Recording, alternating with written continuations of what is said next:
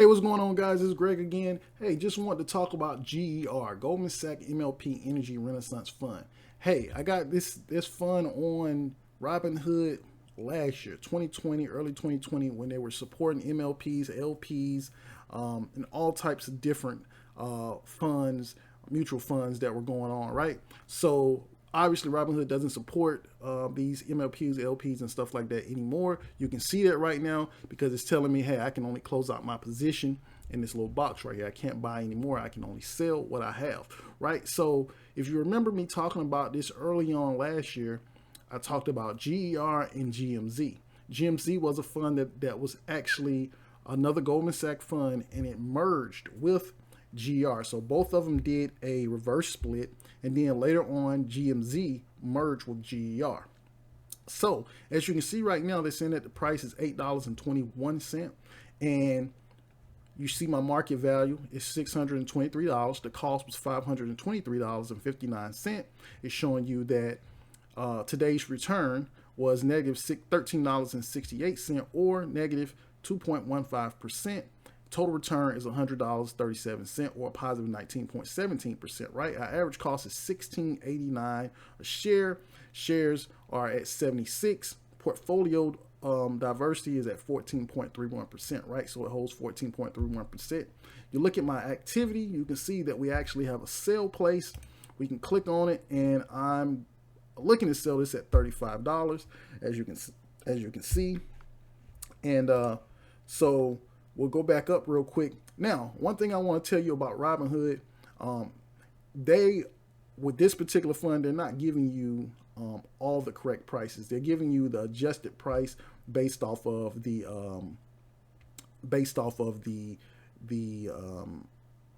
reverse split that took place, right? Because they're showing you right here that was at 70 something cent, right? So they're not even giving you the right price range right now, because right now this should be adjusted and showing you 30 something dollars. And I'll show you this easily by going over here and clicking on this, and we'll look at 1 year out, right? So they're giving you 35.28 for 1 year out, and as you can see, you see no 70 something cents, right? So that 70 cents or 60 cents would pretty much means that the price was at $6.13, right? When you do the reverse split, because they did a 1 for 10, right? So at these areas, this is where the price would have been, but the reverse split took place all the way up here some time frame, and that's when we got in and we just held our shares, right? So as you can see right now on the Yahoo Finance screen, they're showing you that, hey, the price is $8.20, is down negative 19 cents or negative 2.26%, right? So you see the different bids that people are putting in. $8.22 for 1,000 shares. Their asking price is $8.99 for 1,800 shares. You see the days range anywhere from 820 to 840. You see the 52-week range, which is $5.04. It's $36.81, right? So these are everything that's been modified based off the reverse split. You see the volume is 103,000, and the average volume is 164,000. They're not really giving you a lot of info when it comes to the fair value, related research, anything. But as you can tell right here on the chart events, they're saying that it's bullish. Inside bar, bullish, right? So we look over here at the performance outlook. They're saying that the short-term outlook from 2 weeks to 6 weeks right here is going to go down. They're telling you that mid-term is going to go up 6 weeks to 9 months, and they're saying that long-term is going to be 9 months and up is going to go up, right? So when we come down and we look at all this stuff that's going on, we see that, hey, they believe that the price for this thing is going to go up, right? You can also take a look at what's going on right here with the news that came out. Goldman Sachs Asset Management announces share repurchase program for Goldman Sachs MLP and Energy Renaissance Fund. So right now they're telling you that, hey, the price for this thing is going to go up because they're going to repurchase their shares. The repurchase is effective as of January 2nd, 2021. It's going to continue to go through December 31st, 2021. So they're going to repurchase their own shares, which is also going to drive the price up. So When we come over here and we look at that, we can take a look at, you know, what we type into Google, GER ETF forecast, and as you see, they say, given the current short-term trend, the fund is expected to rise 28.92% during the next 3 months, and with a 90% probability hold a price between $10.39 and $12.06 at the end of the 3-month period. So within that 3-month period, and then in somewhere in between, they believe it's going to rise to $10.39, and it's going to have a high of somewhere around $2.06, and it's going to hold that price. They believe it's going to hold that price after that. Why do they believe that? They pretty much showed you in the news report that showed you that, hey, they're going to be buying back their shares, right?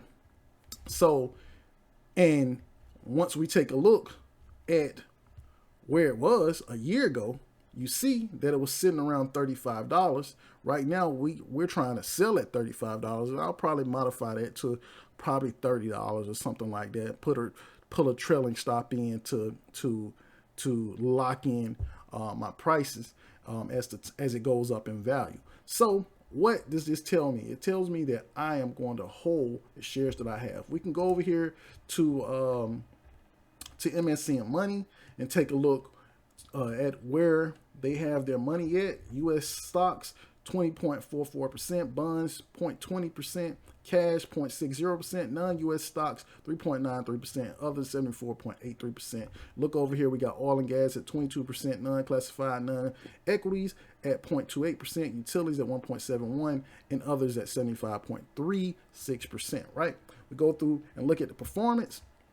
This should be an indicator of what's going on. One-day performance is negative 0.73%, 1 month positive 7.61%, 3 months positive 24.60%, and 1 year negative 71.004%, and 3 year negative 39.91%. But year to date returns is 9.45%, and the monthly is 7.61%, right? So right now in the 3 year, we're down. 1 month, we're up. Year to date, we're up. So overall, the fund is up year to date, 9.45%. And they have way more room to move up, right? Because they did the reverse split, and we know that there's about to be a stock buyback. They're about to start. We know that the price is about to rise. So we can go through, and you can even look at the top holders. You can see what's going on. We don't know exactly when they got rid of their shares, when they added shares, when they started holding shares. But you can see right here, we got First Trust Global Risk Management, the ETF, and they have over 4 million shares. They didn't change anything. We got Targa Resource Corp. They got rid of 285,000 shares. We have Williams Partners, MLP or LP. They have over 1 million and 1.8 million shares. Milligan Midstream, 251,000. They added 1,500 more shares. We have people. So if you just look at it, you can see what people are adding. We got people that's getting rid of shares. You know, so based off of what they have going on in their portfolios, obviously these are big corporations or whatever, ETFs or mutual funds that's going on. So anyway, you pretty much get to see the picture of what's going on with these guys, and you can just go down and just take a look, man. You have key statistics that's going on with this thing, and that's pretty much all that MSN Money is offering at this point. We're not gonna go through it all like that, but going back to Robinhood, once again, you see in the year's time frame, they're not giving you the same data that MSN Money, because they hadn't updated their chart the way they're supposed to, right? So once again, we're planning on holding this. Hopefully you guys that got in when I was talking about this early on in 2020, that you're still holding on to it. I know that you've made a few dollars depending on how many shares you purchase, and I know that you've been making a couple of dollars quarterly off of it, because I'm receiving somewhere around $17 to $18 every quarter from holding those 76 shares, right? So I think it's somewhere around there. So at this point, you guys can make a decision. You can go off and sell what you already have if you haven't already sold them, or you can continue to hold and watch the price go up into the 10s, the 12s, and then you can You'll have another decision to make at that point, whether or not you want to go ahead and cash out, or you can continue to wait sometime during the year where it actually goes up into the $20 range and floats on up into the $30 range. And I'll go ahead and pull out the calculator and show you exactly what's going on. If we sold our shares at $20 times 76 shares, we'll come out with $1,520, right? If we sold our shares at $30, which I think we actually have a price range at 35 times the 76 shares, that's 2660. And if we just go with the medium, $30 times 76 shares equals 2280. So knowing me, when we get up to around $20, $25, I'll go ahead and put a trailing stop in, and then as it goes up into the $30 range, we'll still have a trailing stop. We'll just make it really tight to where, hey, if it goes over the $30 range, we're good. But if it drops back down to $30 range, it'll go ahead and sell the stocks at that price. So it'll sell it off. I'll come out with the 2280 minus whatever it costs me. We can take a look at that real quick. It cost us $523.59. So obviously we can go in here and we can minus out $523.59 equals, and we'll come out with $1,756.41.